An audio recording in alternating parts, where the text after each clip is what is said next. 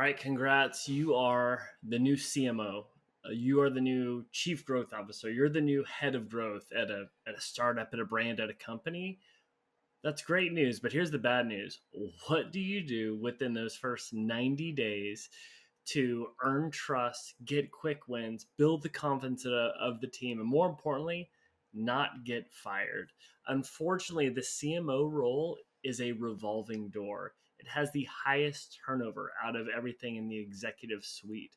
So, what I talked about today with our head of growth at Growth Hit, her name's Jordan, is some advice on what to do. We've worked with 100 plus companies, a lot of different heads of growth and in marketing. We've seen it go well. We've seen it not well. So what we'll do is talk about, where to start, where you should it's day one, where you can be the most impactful with your time and energy.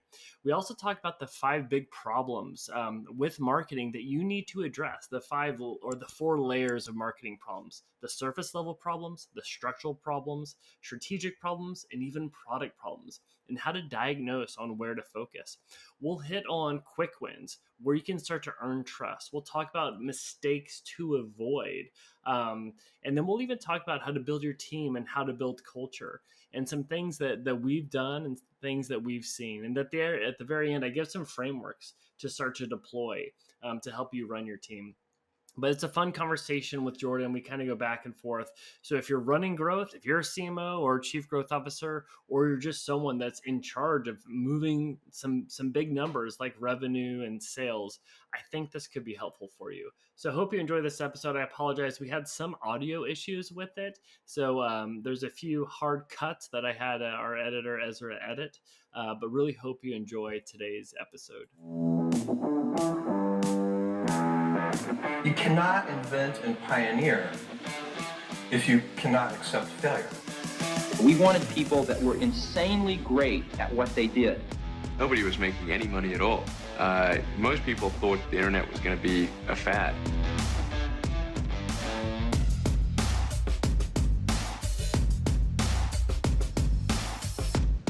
So the main goal for today is, one thing that Jordan and I see a lot is people look to hire us. We have a growth agency called Growth Hit, and usually it's a CMO or it's a chief growth officer. And they're like, all right, I'm new here. It's day 4 and I've got to build my team. And what's interesting, like Growth Hit's been around 8 years. I've been doing this for a while. Jordan's been doing this for a long time. And Jordan does a lot of stuff by working with our clients and going to their board meeting. So we've seen things. We've seen when it goes really well, when there is a rock star head of growth or marketing, and we've seen it not go well. And I think, the first 90 days of like a chief growth officer or a CMO, you can really assert yourself to build confidence, or the writing will be on the wall. Mm-hmm. And so that's something that we wanted to talk about today is like, okay, it's day 1. You're in charge of all of marketing and growth for a company. What does that mean? And what do you do? And so I think the average head of growth gets a new job every 12 to 16 months. Some get frustrated, they leave on their own, and some get fired. And it's not because they're not good at growth or marketing. Most of them fail because they didn't know how to build a team, and they didn't know how to kind of earn trust. So what we want to do is kind of address that. But Jordan, anything you want to add to kind of that prompt on how we think about this? Yeah, I have a few thoughts. I'm blanking on the name of the book, but there's a book that's more focused on CMOs, not necessarily heads of growth, but I think a lot of lessons apply here. CMOs have the lowest tenure, the highest churn out of anyone in the C-suite. And there's some key reasons why. Yeah. A big part of it is measurement and goal alignment. I think we're going to talk a lot today about goal alignment, but also just at a high level, I think not understanding the problem as quickly as possible, as deeply as possible, is what causes the most issues down the road. And I know we'll get into that into more fidelity. Yeah, that's such a good call out, because think about it. When things aren't going well, if you're the board or you're the CEO, you're looking at your executive team. You're like, well, I can't fire the head of sales. They have all the relationships. I can't hire the CTO. They've got the data and the tech stack. Yeah. Usually it's marketing. It's like you're not pulling the levers, right? And and it can be this revolving door. And I think that's something that if you can from the start do some things the right way, you won't be a casualty. You won't be a tombstone of this long graveyard of CMOs at these various companies. So, Jordan, I thought it was only fitting that we start with where you start, where they're like, okay, you got the job offer, you went through the rigorous process of getting this, like where to begin. And I'm even going to equate it to whenever we acquired Neat, our apparel brand, I'm in the function of a CMO. And for me, I was like, where do I start? And for me, it was very simple. It's two things. It's starting with customers and data and the infrastructure around that, going to kind of like the core of this. So one thing that I did was how quickly can I speak to customers? So I did like 15 customer interviews. And then second was, can I even trust the data? So having our technical team get in there to understand, okay, is the data sound? Can I trust it? And then two, okay, what's working and what's not? And there's some other things to do to start, but I feel like if I have that foundation, the voice of customer and data, that's going to allow me to go along this path of a lot of other things. So it's like the first phase is this infrastructure part. And then there's a whole nother phase we'll get into. I have some other comments here, but what's your knee-jerk reaction, Jordan? Your CMO of Growth Hit tomorrow or Neat tomorrow or some huge enterprise software company. Where are you beginning? Yeah, I mean, voice of customer is awesome. The things you've listed are really going to give you the ammunition to be able to execute, but you need to know what you're executing against and for and what you're going to be measured against. And so the voice of the stakeholder is probably the most valuable thing you can understand in the first 14 days. The mistake that happens over and over again, whether it's a head of growth, a CMO, a fractional CMO, that's kind of an emerging role these days for many good reasons, I think, as well as marketing agencies, is not going deep enough and actually understanding the mindset of the people who hired you, who brought you on the team, and later feeling like you did all the right things. You know the voice of the customer, you're speaking to them directly, you maybe are blowing it up, like you are doing an incredible job getting new customer acquisitions, but you're not hitting some type of profit margin goal, or you're not satiating the needs that a firm might have. If you're trying to sell a company, for example, the metrics you need to meet are very different. It's more about showing market viability. So really understanding the stage of maturity. So one thing that I'm hitting on is this idea of quick wins. So a lot of people are asking, okay, it's the first 30, 60, 90 days. I've got to get a quick win to earn trust. Because if you get that quick win, that does something really exciting. So to get a quick win, here's some kind of tips on how to think through that. So the first is work on a task that has the least amount of friction. So sometimes you're going to a company, there's some bureaucracy, there's some issues as far as how you can get things approved. Where is there a channel, a tactic, or a campaign or an initiative where it's open space, where you can do things with minimal approval, right? It could be within the CRM. It could be with landing page tests. It could be ads. It could be something with the go-to-market motion. It could be testing a new partnership or new channel. Because what you want to be able to demonstrate is, hey, if I get my way, I can get things done. And those quick wins can earn trust. Another thing with quick wins is, what is something that you can do that has high perceived value in the eyes of the board or the stakeholders, but it's actually low effort? And so as you're doing customer interviews, as you're doing stakeholder interviews, you'll start to see a problem. People are like, oh, I hate our reporting, it's lagging, or hey, our abandonment rates are horrible, or as we're integrating with HubSpot, the CRM isn't segmenting properly. It's something they might complain about, but it's actually like, from a level of effort perspective, very easy. Doing those things just show you're someone that can be strategic but get stuff done. So those are some things that I'm approaching. If you have the luxury that there isn't like hair on fire issues, the other quick win that I like to do is, I call it be a professional.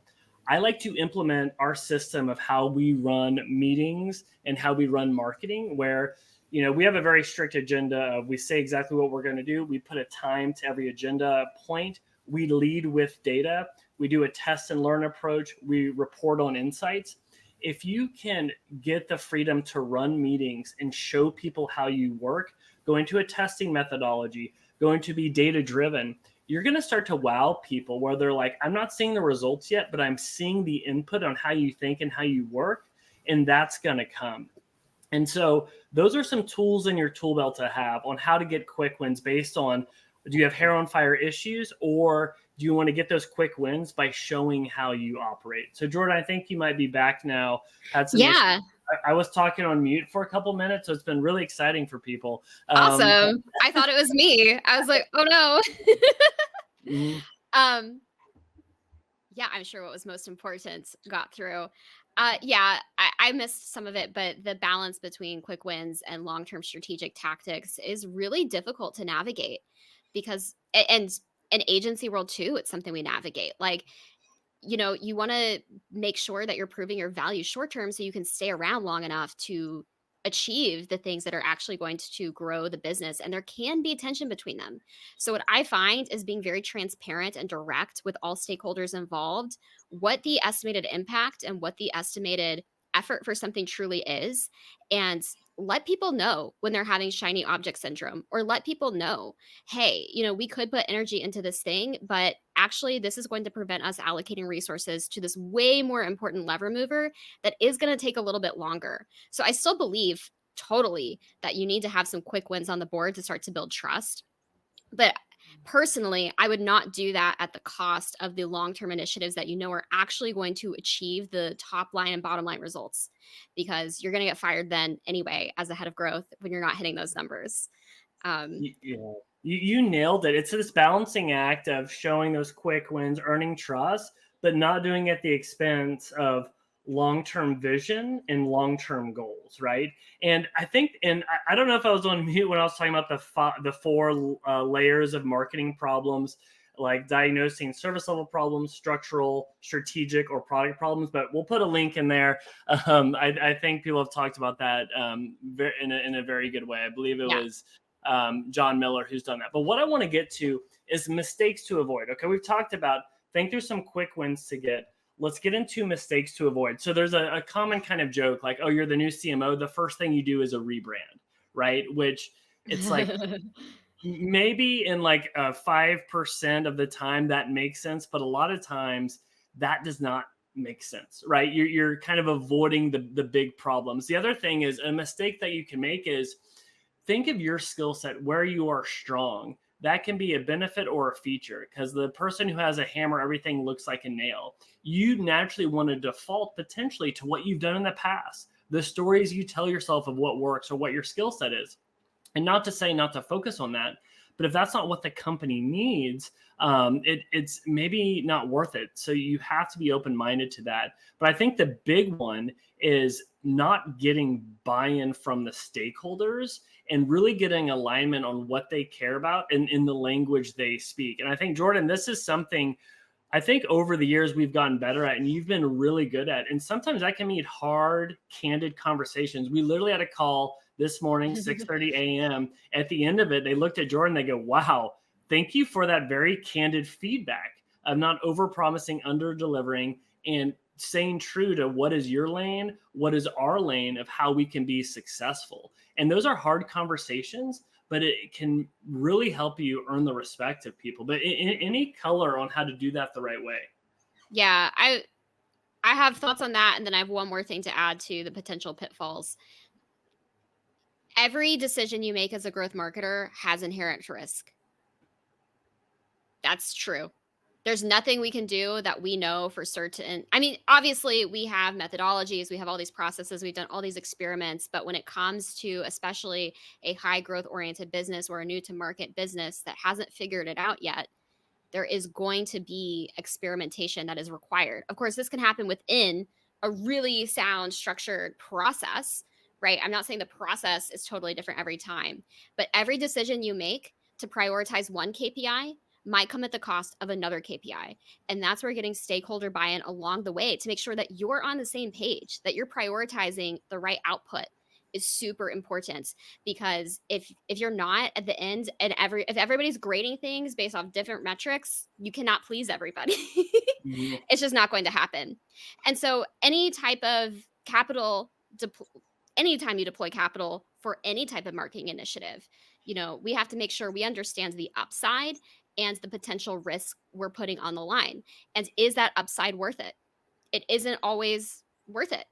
And Mhm. so really having those conversations, being super direct about it up front, understanding the timeline that's required for some of these initiatives to actually become profitable and to actually produce results is also super important. When you get that stakeholder buy-in, you need to make sure that they are comfortable with the runway, both cash and time, that it might take to be successful.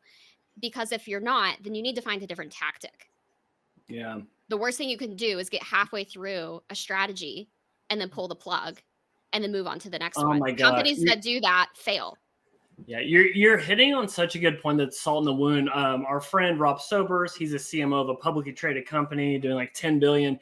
He's really educated me on something that we take to heart is when you think of a market initiative, first, you need to ask yourself, is this going to drive pipeline or drive sales? Is it trackable? Or is it something that's kind of in that brand category? Just so you're aligned. The second thing is if it's going to drive pipeline, how long do we give it to prove success? The worst thing you can do is kill something when it's too soon. If it's going to drive sales, if it's an ad campaign, how long till we see results? Even going back to the example of Neat, Jordan and I were working on that, and we're like, okay, we're standing up new ad campaign. Here's how much we're going to spend per month. We're going to give this 90 to 120 days to cook.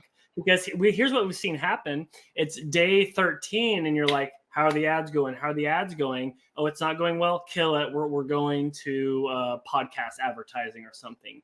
And if you do that, you obviously have a bad ROI, but you waste time, which I think is the most precious thing in growth.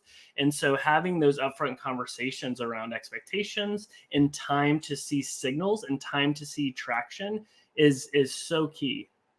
Yeah, if you don't have it, you might as well not do it. Mm-hmm. It would be a smarter decision to save the cash and to use your time doing something else. Yeah. I want to hit another one, which is communication. It's so funny. When we launched this growth agency, I was like, we have like be up to date on the tactics, the strategies, the frameworks. And we have something called Communication Dojo. Literally, that's how we communicate internally, which sounds like, why are you guys doing that? But it is everything, because it's not about having one rah speech of, hey, here's how we do things and then go on. You need to build the system of how you communicate. And I think we can give some advice on that, but communicating one, and how do you communicate? And usually language, or the language of business is numbers. So using that, and then two, communicating with numbers, but also with insights, and how this aligns with the overall plan and roadmap that you're going on. Because if you don't do that, if people don't feel like you have a plan, and if they don't understand where they're at in the plan and their seat on like the kind of ship that you're directing, you're going to lose buy-in. And you have to be repetitive. You have to do that on an ongoing basis to make sure you have buy-in. But I think that's something you've done really well with teams. And again, communicate bad news as quickly as possible whenever you're doing that. Oh, yeah. That's always. I would much rather have a harder conversation sooner than let things build. It looks way more professional to get upfront about things. Obviously, it's best if you have some next steps that you can recommend to remediate whatever situation is occurring. But putting things off, never in my experience, is better. Yeah. But yeah, I mean, I like to deliver bad news because it means we can get to a solution as fast as possible. Regarding communication, you talked about repetition. This is also true when we're taking these to market and talking to customers. A lot of marketers, a lot of professionals I coach really struggle because they're constantly trying to come up with a brand new thing to say. Because they're like, well, I already said all these other things. These aren't valuable. And the truth is it takes most of us several exposures to something to really integrate it. And not everybody is living and breathing the growth marketing program the way the head of growth is. And so there's a lot of things that you probably take for granted that they don't understand. And you are being hired because of your expertise and your ability to jump through all of these different streams and be a T-shaped marketer, especially if it's a less mature business. And so providing context is super important, as well as being willing to repeat yourself. And also, I mean, we could have a whole hour on communication, but ask people, pause, give people an opportunity to give you feedback, to ask you questions. Ask people, did that make sense? Express humility, because this will make it easier for other people to let you know when you're not being clear. Mm-hmm. People don't want to feel dumb. Yeah. This is true of customers. This is true of stakeholders. So the more that we can make people comfortable asking us questions and really going deep with us, the better off we are. I think the more hubris we have in the way we present things, there's so much jargon that really makes people feel unintelligent. And the truth is, it has nothing to do with intelligence and everything to just do with exposure. And Mm-hmm. we call different things a different acronym every other year. But at the end of the Mm-hmm. day, like you said, the true language of business is numbers. And so Mm-hmm. if you can speak directly to profitability, if you can speak to the type of things that make it into a um, SEC filing, you're probably going to go a lot further with the rest of the C-suite than if you stay in kind of marketing Twitter lands and only use acronyms that those people know. Yeah. Yeah. No, that's so key. And another thing that I like with simplifying it is there's a framework of the North Star metric where everyone aligned on one primary metric that we're trying to move. There's obviously secondary metrics you have to look at, but the more you can be transparent in your roadmap, the metric you're trying to move, and what you're looking at and what you're doing, what's working and not.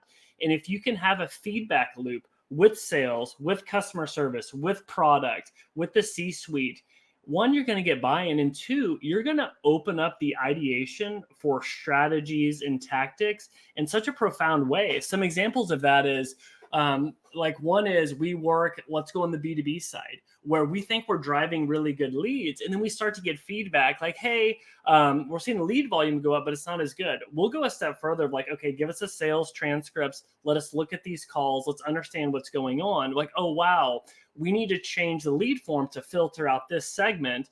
The lead volume might go down a little bit, but the quality will go up. Right. And then on like the product side, as we start to get more conversions, it's like, hey, people are actually returning the product because there's size issues or questions about fit. We can pre-sell into that. And to do that well, it's one, keep it super simple in how you communicate. And then two, be very consistent in letting them know what you're doing. So they're in the know. And I think if you can create that feedback loop, it really helps. And especially if you can do things that make them look better or make them excited about what you're doing because you're helping them in their job, that's another kind of long-term play that can be helpful with earning some partners internally at a company. Yeah, I love that. Like, set other people up to look like the hero Mm-hmm. in their domain. There's no reason not to. I think similar to a marketing program, think about your communication touch points. What are the things that are routine that just allow everybody to know what's going on a consistent basis with a simplified scorecard? Then what are kind of your larger touch points? Maybe you create a video for the rest of the company, once a week or once a month that goes deeper into the why and the methodology a little bit, and just like bring people along that way. Really think about what are all the ways, just how you would take a customer from cold to buying. How can you bring the whole organization along with you? And I love what you said about it allows other people to bring ideas to the table. As a head of growth, your job really is not to have all the ideas. Mm-hmm. It's really about making sure you're able to create an environment where they can bubble up, you can synthesize them, you can fit them into a testing methodology, and you can execute on them. I love going to board meetings and getting grilled and having them like give me all these ideas, because I'll ask questions that it's like, wow, Mm-hmm. this isn't my domain of expertise. People are on boards for many different reasons and all have very rich backgrounds, and often they'll be able to bring a turn of phrase or some context about the customer that you didn't have. And so I love that point. No, totally agree. And I'm gonna go on a rant on those board meetings in a second, but to go back to I think the two last things we have here on mistakes to avoid. One is over promising, under delivering because you don't have the resources to deliver on the goals, and how to ensure you have the resources. And then the second one is over promising and under delivering because all of a sudden marketing is in charge of sales, product, customer service, and how you draw the lines to control your scope and hold people accountable for what they can do. Because I see too many times fingers get pointed at marketing because all of a sudden they're in charge of everything when they have no control over those. And I think you do a good job of drawing that line. But any kind of thoughts or advice on how people can do that as they're getting kind of integrated into these companies? Yeah, I mean, defining the main KPIs you're being graded off of, we are going to repeat that a million times today because you need to. And by the way, we literally have a Google sheet where we have 12 KPIs and we put the person accountable. And the key word there is person, not people, that's accountable for that number. And it's very specific that as we get farther down the funnel, there's a salesperson assigned to that. And in the meetings, when it comes to that, we never read the numbers. It's like they say the numbers, they've inputted them. And we think there's a lot of value in actually manually inputting them as opposed to having fancy dashboards. Because guess what? Nobody looks at those after week 4 in a way that holds them accountable. So sorry, I interrupted. Not at all. I just like when you're building a team and the way you give feedback to a team, I find it very helpful to ask people questions about what their roadblocks are in achieving or not achieving the metric they're assigned. You know, the marketing side and the sales side are intimately interconnected, and companies that I've watched fail often have these two teams in tension and don't have a good relationship with each other. The best companies that are the most efficient and scale the fastest have harmony between these teams. They think about how can we set each other up to succeed?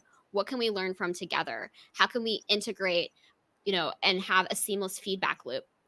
It's a huge problem, like you already pointed out, Jim, when marketing thinks they're doing a really great job because they have 10x the number of leads and the sales team is mad or having to lay off people because they don't have enough quality people in the funnel to actually follow up with. And the number of times that I've seen it take a month for that communication gap inside a company to come to fruition, it really blows my mind. It really should be a conversation every week about how the cost per quality lead is doing. And of course, for e-commerce, it's a lot more straightforward. I think some of these communication problems go away when the business model is a faster purchase, when there's less people involved, when there isn't a sales team. But I do truly think, as head of growth, if you are in charge of sales, that's one thing. If you're not, you need to be very intimately enmeshed in the sales team. And you should have your ear to the ground and really understand the problems they're facing, because that's going to give you ammunition too and how to actually get people in the door. Yeah, that's a great call out. And I think another mistake is people just looking at their marketing KPIs and not looking at the business KPIs. Because we've seen it too. It's like, oh, the Facebook ad dashboard says we're crushing it. And they're like, no, have you looked at our P&L? Have you looked at the cash flow? It's like, it is not going how we want. And so I think that's key. I do not care what the Facebook ROAS is ever. I don't. And that sounds really ridiculous, but it's because of what you said. You know, we really need to be looking at how is the business health actually performing.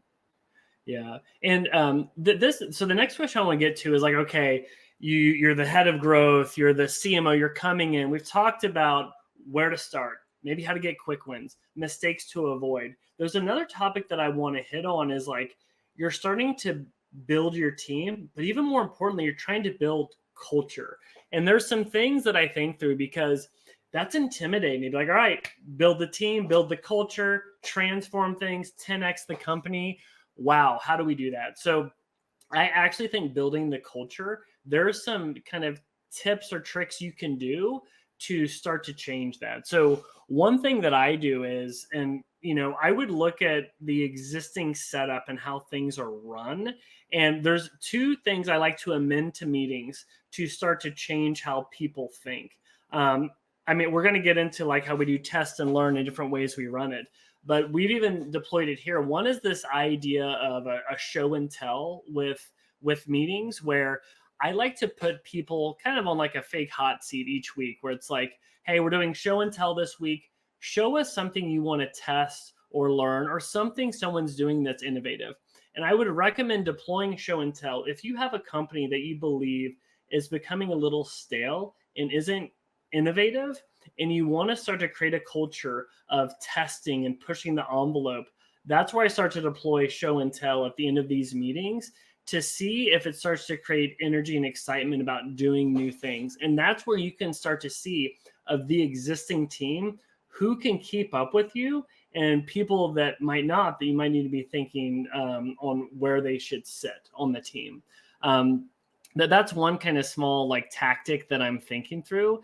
But we can talk through like building the team. So for me, one other little thing is ask yourself as a CMO or chief growth officer, where are you strong and where are you weak?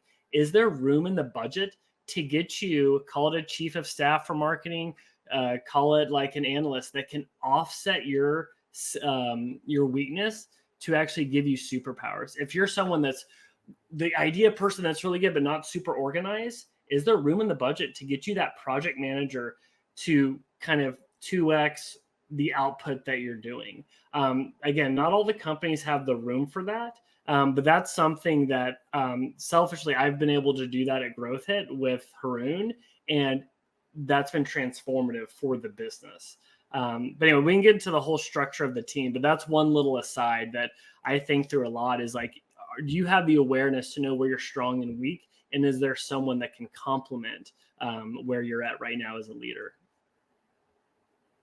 Yeah. Jim, how did you decide that was the function you needed? I think that to me is the hardest question to answer.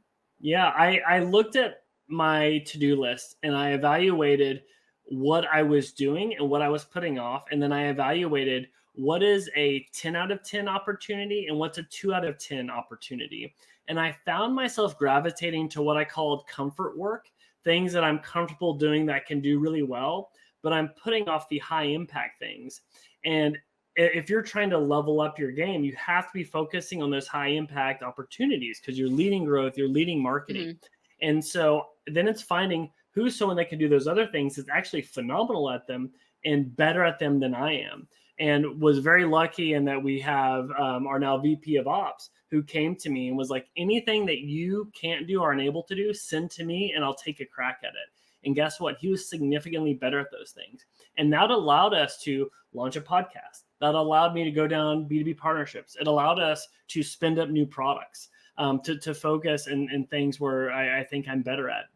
And because if you find yourself too much in the weeds and focusing on those 2 out of 10 impact opportunities, it's not going to work. And you have to be ruthless about pruning what you're doing every quarter to grow with the business. And it's easier said than done, but you have to be aware of that. That's super helpful, Jim. We'll see, trying.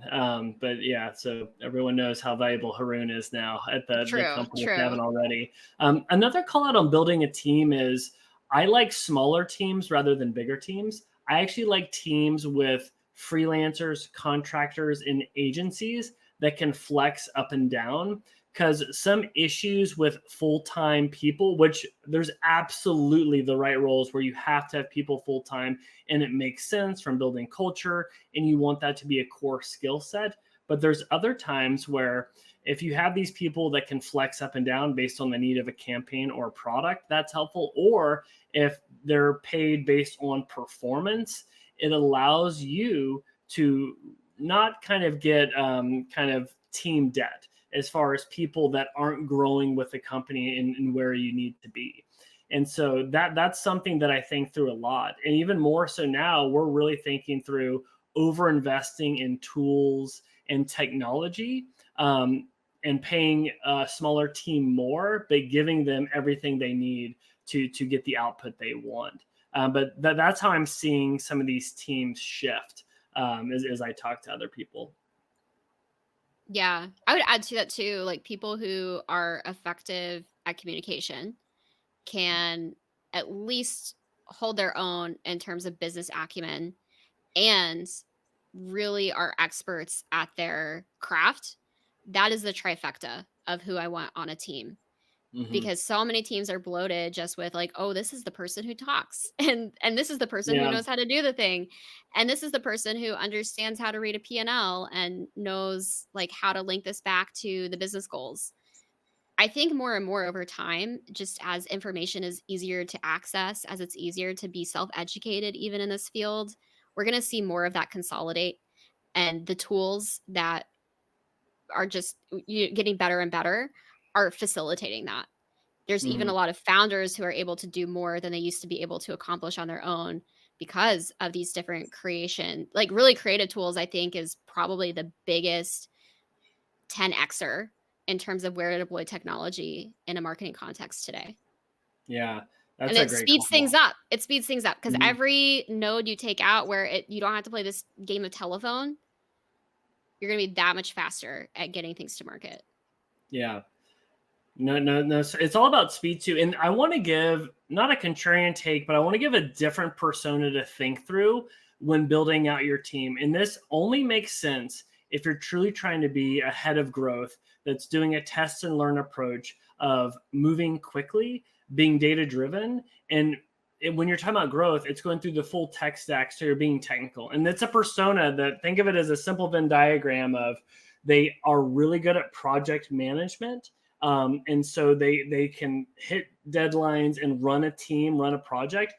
They're also technical, meaning they can get their hands dirty if they're getting into APIs, they're getting into integrations, Mhm. needing to help with tracking. And then the third is some sort of understanding of marketing. They could be a T-shaped marketer that just knows a little bit about everything but goes deep on one thing. If you can find that Venn diagram of a person, that is someone that I would want to be my right hand person that's managing the agencies, the freelancers, the contractors, the internal people, that's going to hold everyone accountable. Because if they can run that, that allows you to elevate to be that strategic lead, to do the communication, to get the buy in with the other stakeholders. So you're not down in the trenches. And out of those three categories of the Venn diagram, if you had to over index on one, it would absolutely be project management. Yeah. It's I almost like don't want to tell people because that's like, because when you say, hey, we're hiring for a marketing director, oh my goodness, you're going to get so many people from so many different walks of life, that it's really hard to sift through. But when I filter from that persona, I've been blown away with the quality of people. So don't tell anybody else, but that's a persona I like. Oh, that makes so much sense to me. Because at the Mhm. end of the day, if you can't execute against the strategy, it doesn't matter. Yeah, seriously. And so I kind of want to get into like, all right, we've talked about, where to start, quick wins, what to avoid, building a team. Let's talk about, okay, you're actually head of growth. You've got some runway. What are some things to deploy, some tactics or frameworks or systems that allow you to run growth with a company that's growing and a team that's growing? So I'll start. This is one that I'm obsessed with that I call the growth calendar, because I don't know if you're like me, but when I write a to-do list, it just means I'm writing things down that are probably not going to get done. You have to calendar it to get done. So with the growth calendar, it's like, okay, I'm going to calendar exactly everything we want to do with our go-to-market motion, with our strategy. And when you calendar it, I want to put in two simple categories. One category is, what is something we can do that is always on? Like, we're always doing SEO, we're always doing ads, we're always doing CRO. And then I'm going to calendar out our marketing moments. I'm going to calendar out our growth events. So it's like 4 times a year we launch a product, 3 times a year we do a collab or partnership. This many times we're doing a podcast tour. This many times we're doing engineering as marketing. Because if I start to calendar it, that's where it actually gets done. And then I'm assigning it to people and I'm putting a budget to it. I'm putting an expected timeline of when I see results. So if I can make this calendar, and we have an example on our blog, I'll put in the link, and Yeah. I get buy-in from people, that's where people really start to visually see the path we're going on and how we get buy-in. That's one. The second one that I want to do very quickly is the research pipeline, because I hear the phrase data driven so much I want to pass out. And it's the most overused phrase that is not executed. And I don't think it's about being data driven. It's about being research driven. Because if you're doing the research, quantitative, qualitative analysis, that's where you get the insights that can transform your marketing strategy. But one thing Jordan and I see is no one does the qualitative analysis. And you know why? It's freaking boring. And no one wants to put Hotjar. No one wants to watch the screen recordings or the heat maps, the scroll maps, or do the customer interviews. But if you calendar it where it's a non-negotiable, we have found that the insights we get for that allow you as a head of marketing or growth to command a room, because no one's done it. No one knows the company at that level. When you come to a meeting with insights that are recent and are potentially transformative, that's also how you get buy-in. So make it a non-negotiable and make a pipeline of here's the research we do every quarter. But those are I'll get off my soapbox. Those are my two things that I'd want to deploy right away. And I have another one I'm thinking through, but Jordan, what are you thinking through that you would want to institute if you're chief growth officer or chief dictator of growth at a new company? Well, on your qualitative point, I mean, it's so fun. Who doesn't want to see user I'm sorry, that behavior was on the I'll take the website? knife out of your back. I know that one hurt. So Oh, yeah. not at all. But I think it's an interesting point you raise, this difference between qualitative inputs and quantitative inputs. They're both really important.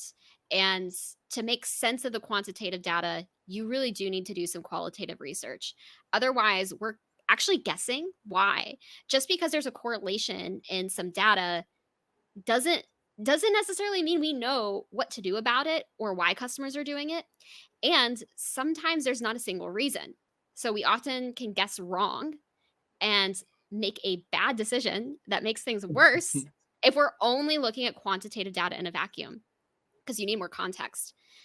So that really goes back to your customer interviews as well. Like that's going to help you really understand a lot that quantitative data is just not going to give you.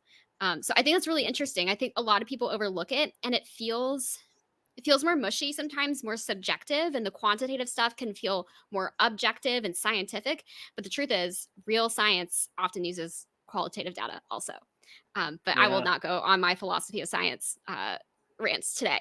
When you're talking about that calendar, something I love to do during that calendar exercise is also make a spreadsheet and take some of your top KPIs from the previous year and input them to help you Mm. decide when to pull what levers.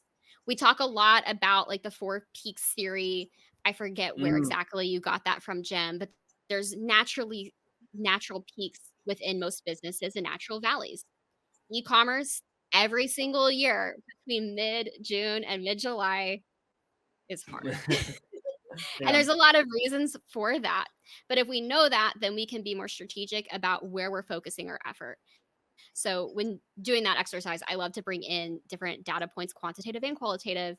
And what did we do last year? What made last February the best February we ever had?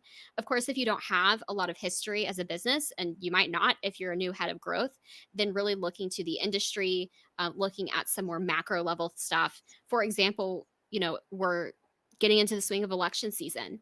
That massively impacts the psyche of customers. And so if we don't have that on our radar, we might not be able to properly navigate the market conditions. Yeah.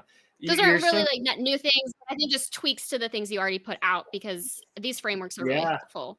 Yeah. When is it demand capture season? When is it demand creation season? Right. We have one client Yep. where they're not playing in the kind of discount game of Q4. We're like, pull back the ad spend, and then Q1 it's game on, and let's kind of ramp it up. So that's where you become black belt as a head of growth. Is as you do your growth calendar, you factor in the natural seasonality of the business to orchestrate everything. And then the last framework that I want to give that I'm thinking through deploying after I do the calendar, after I do the research pipeline.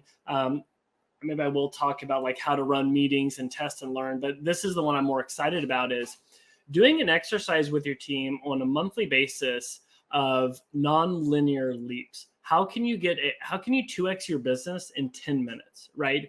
And so what that means is evaluate the different levers you can pull through your entire customer journey, through your entire marketing plan, and what are the small tweaks that can have an outsized return. Because I don't want to always be making tests that can have a 10% lift. I want to do things that can have a 2x lift or 10x lift. So let me give some examples of that, right? One is very simple: pricing. What if we double pricing? Like we did that with Neat, where we were selling shirts for $38. We raised the price and then we only sold bundles.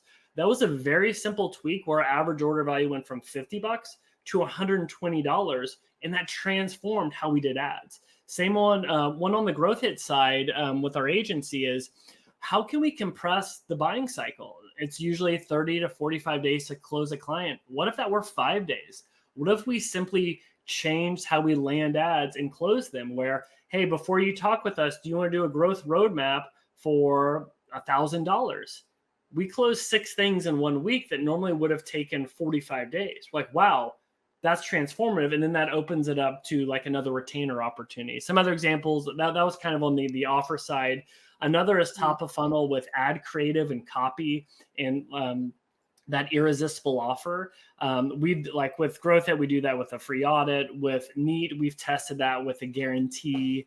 The other thing is getting black belt at media buying, where, hey, what if we actually really invested at being strong at that? For example, True Classic, they've become $100 million brand on the back of dialing that knob, right? What my favorite one is anything you can do with automation. The best and most iconic example is Hotmail. They put a simple note at the bottom of every email you would send to a friend that said, P.S. I love you from Hotmail. That became a mini banner ad on all these emails that helped them create virality. That was a simple 2x or 10x return in 10 minutes. So again, these aren't things you can always do, but it's stuff that I love thinking through. Are these experiments we're doing, if we really nail it, could it be transformative for the business, as opposed to always doing those 10% optimizations? And I think if you have the A players on your team, they're going to get fired up about this experiment on what are those small things you can dial in to have a big impact. Yeah, I love that. I would push back slightly though and say these things actually take more time than 10 minutes, because but it's it's a better tagline. I know. I know. But what I want to say is it's the totality of the experiments that we're doing. Our CRO program has one of the best, if not the best, win rates in lifting conversion rate on websites in the industry. However, if we were to only have one shot every single time, it would not be as high as it is. And so it's another balance. It's kind of like the conversation about short-term, like let's get some wins that we know can incrementally move things forward and very consistently work and are easy to deploy. There's a ton of those tactics, but like you said, they're not going to be the ones that quantum leap your business. And balancing that with, do we have experiments in the pipeline that give us the upside potential to massively shift the entire business model? But not every idea you have is going to be the golden egg. And that's normal. The teams that have really high growth get excited about the challenge. They're willing to keep trying different things, and they don't quit when the one idea they had didn't get them the 100x result that these case studies have. I guarantee most of these businesses tested many, many, many things, and the one thing that hockey sticked them is really the one we're talking about, but we don't know all of totally. And first off, you're 100% right. And second, you're channeling your inner Jonathan, our business partner, COO, where he if he could say anything today, to be like, it's all about iteration and getting test and learn to have those small wins compound, which I 100% agree with, and I know we need to wrap up here. It's about launching that test and learn approach, where it's not about as you build your culture, think about what you're measuring. Yes, you want to measure revenue and growth, but one thing we like to measure is how many experiments did we run this quarter? We're trying to do 12. We're trying to do it weekly. And those small wins compound in a big way. So I still love my 2x and 10-minute framework, but the most important thing is building that culture of test and learn and track how many experiments you do, and take a huge victory lap. If you go a quarter of running one every 2 weeks, so 6 and a quarter, one every week, because it becomes contagious when you start to test and learn, even things that don't work. You get insights and you iterate on it. So that's kind of a great note to close on, Jordan, but very good call out there. Yeah, sorry to disagree, but I agree. It's just you have to keep doing it. Challenge yourself every day to come up with a new idea of how to 10x the business and execute against as many of them as you can. Yeah. Easy, right? Yeah, it's super easy. We'll probably try this again, and I'll learn how to use a microphone next time, so it'll be even better potentially. But one call out, we have something we're working on called the Growth Marketing Operating System, where it's truly the system for how to run growth, to have predictable revenue and sales. If you like EOS, the Entrepreneur Operating System, think of it as EOS, but specifically for growth marketing. Because I'm a huge fan of like James Clear and habits and systems. And we believe if you have the right process and systems, the results will follow. So it's something that we're super excited to put out there in the kind of months ahead. It should be coming out in August or September. But yeah, that's all we have. Jordan and I are always around on LinkedIn, but thank you guys so much for the time, and hit us up if you need anything. So Jordan, thank you. Yeah, thank you, Jim. Thanks, everybody.